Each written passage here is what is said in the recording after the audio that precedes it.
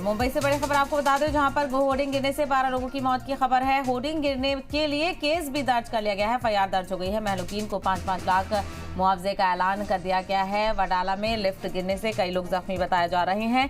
कोताही करने वालों पर सख्त एक्शन की बात सीएम ने कही है।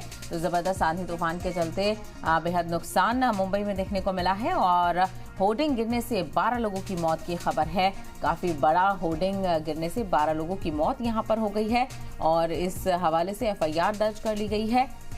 महलूकीन को 5-5 लाख मुआवजे का ऐलान भी किया गया है। तो वडाला में दूसरी तरफ लिफ्ट गिरने से कई लोग जख्मी बताए जा रहे हैं और कोताही करने वालों पर सख्त एक्शन किया जाएगा। तो सीएम की तरफ से सख्त हिदायत यहां पर दे दी गई है। होर्डिंग गिरने के केस में एफआईआर दर्ज कर ली गई है और महलूकीन को 5-5 लाख मुआवजे का ऐलान भी किया गया है।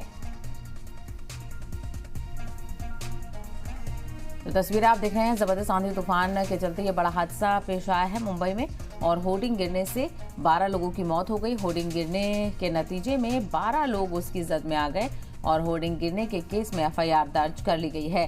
तो वहीं मरने वालों को 5-5 लाख रुपए मुआवजे का ऐलान किया गया है। इसके अलावा वडाला में भी एक हादसा पेश आया, जहां पर लिफ्ट गिरने से कई लोग जख्मी बताए जा रहे हैं। तो वहीं कोताही करने वालों पर सख्त एक्शन लिया जाएगा।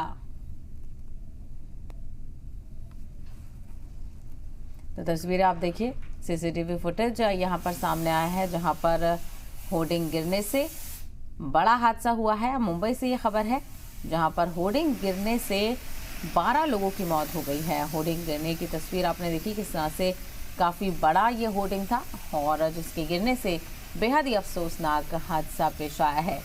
12 लोगों की मौत हुई है और मरने वालों को 5-5 लाख मुआवजे का ऐलान किया गया है। इसके अलावा वडाला में लिफ्ट हादसा भी हुआ है। लिफ्ट गिरने से कई लोग जख्मी बताए जा रहे हैं और कोताही करने वालों पर सख्त एक्शन लिया जाएगा।